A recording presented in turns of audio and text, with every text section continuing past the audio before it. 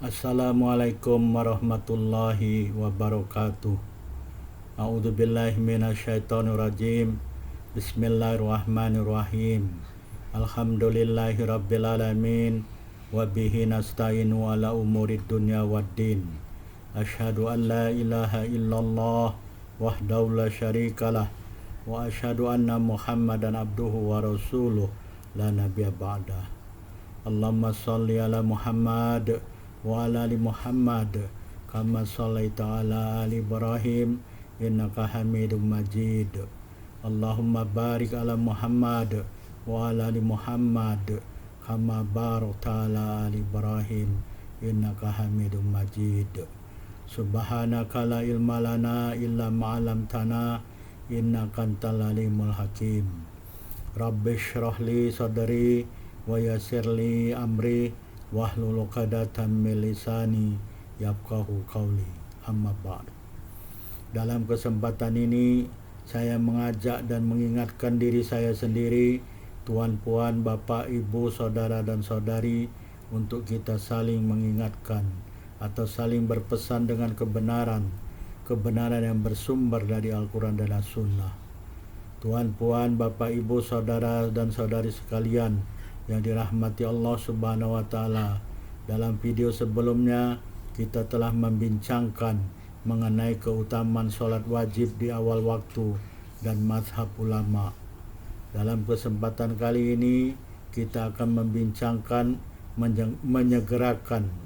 mensegerakan sholat subuh di awal waktu. Imam An-Nawawi dalam kitabnya Al-Majmu' mengatakan bahwa mendirikan sholat subuh segera di awal waktu adalah lebih utama apabila fajar telah tetap dan benar-benar terbit.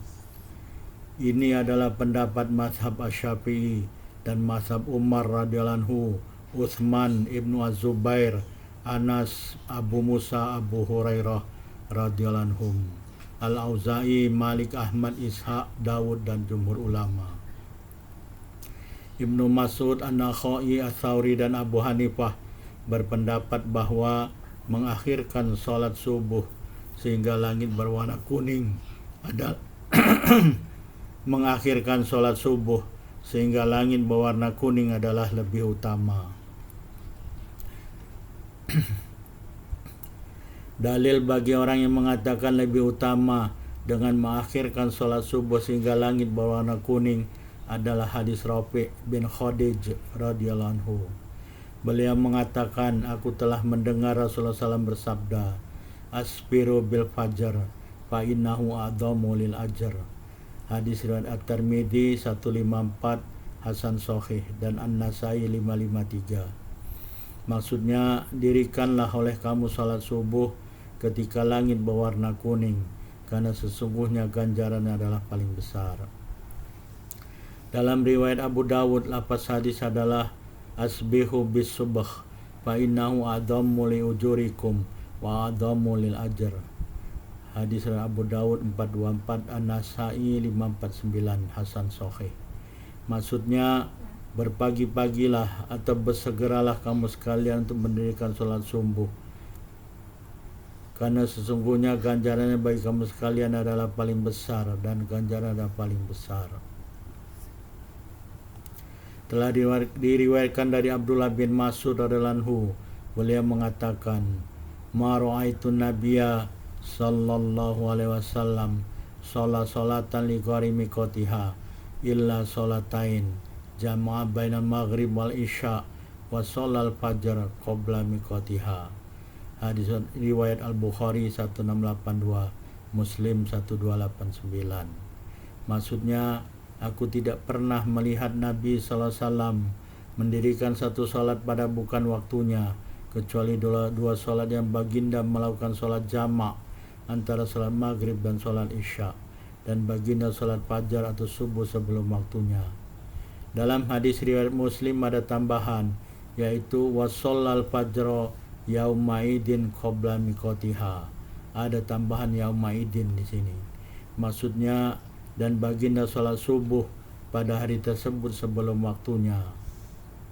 Imam An-Nawawi mengatakan mereka berpendapat bahwa perkara yang diketahui adalah bahwa sesungguhnya Rasulullah Sallallahu Alaihi Wasallam tidak melakukan sholat subuh sebelum fajar terbit. Bahwasannya baginda sholat subuh setelah fajar terbit dan masih dalam keadaan gelap.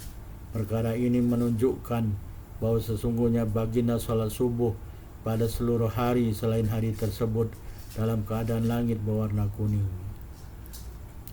Mereka berpendapat bahwa dengan mendirikan sholat subuh pada waktu langit berwarna kuning akan memberi faedah bertambah banyaknya jamaah yang sholat dan bersambungnya saf-saf sholat. Dan dengan waktu langit berwarna kuning akan membuat waktu sholat sunat sebelum subuh bertambah. Apa-apa yang memberi faedah menambah banyak waktu sholat sunat adalah lebih utama. Imam Nawawi mengatakan makna hadis ini, hadis yang tadi diriwayatkan oleh Al-Bukhari dan Muslim yang mengatakan wassalat fajr yaumaidin qabla miqatiha.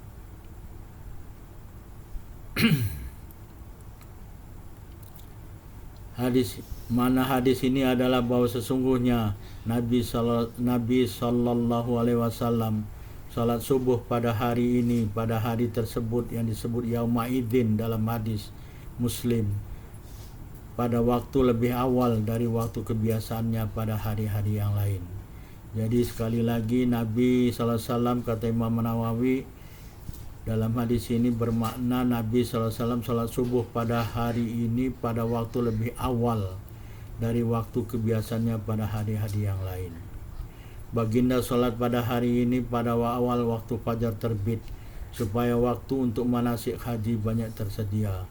Pada hari-hari yang lain baginda mengakhirkan salat subuh dari terbitnya fajar sekadar waktu orang berwudu atau mandi wajib dan seumpamanya.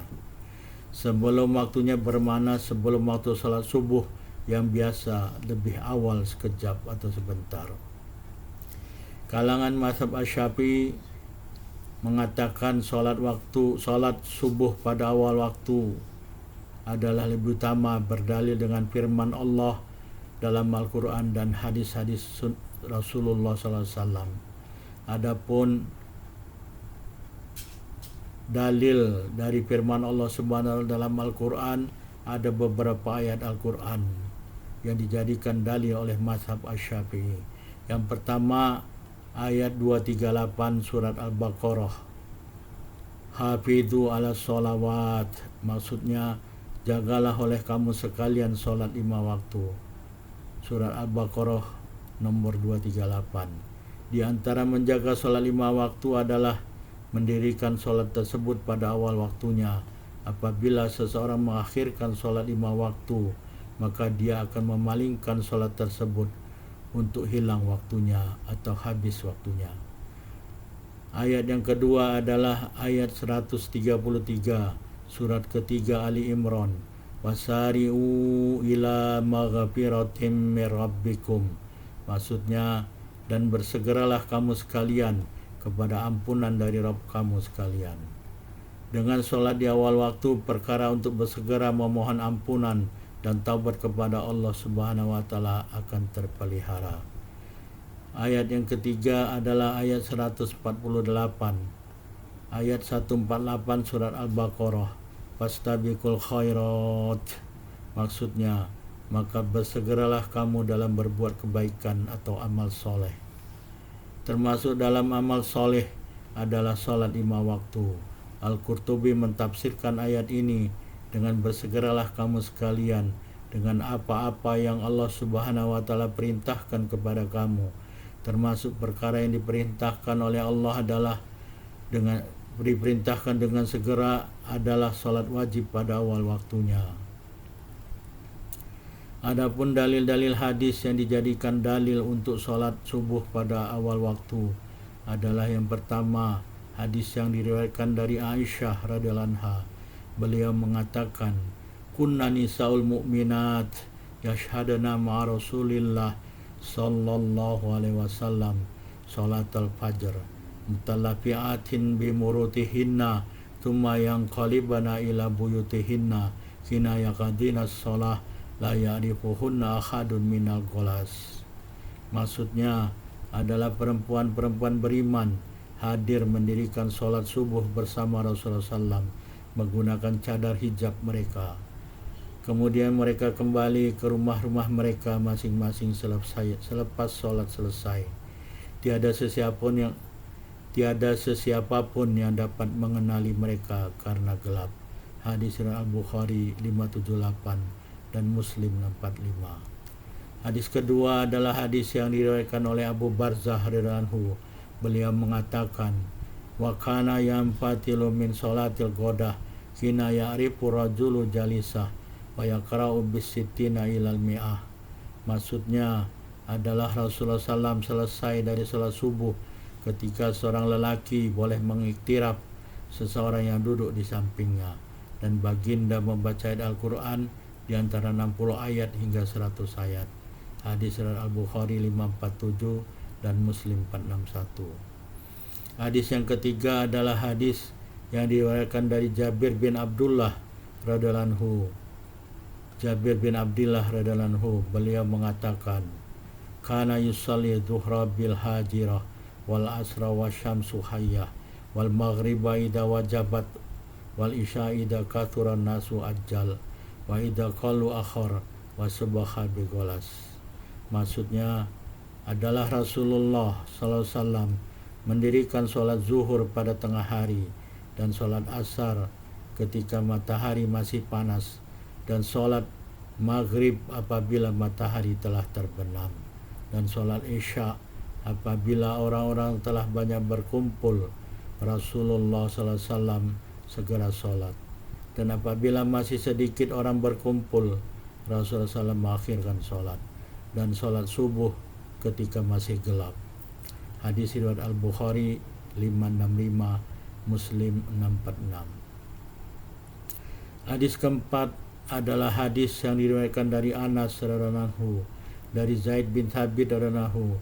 Beliau mengatakan, tasakharna ma'an nabiyyi sallallahu alaihi wasallam tsumma qama ila shalah qultu kam kana bainal adzan wa sahur qol qadru khamsina ayah. Maksud hadis riwayat Al-Bukhari nomor 1921 dan Muslim 1097. Maksudnya, kami telah makan sahur bersama Nabi SAW. Kemudian baginda berdiri untuk sholat. Anas bertanya kepada Zaid, berapa lama masa antara adzan dan sahur? Zaid menjawab, sekadar membaca 50 ayat Al-Quran.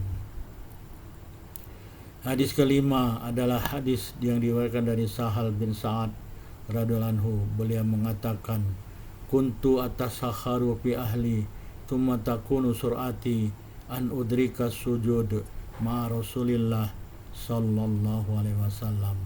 Hadis riwayat Bukhari 1920.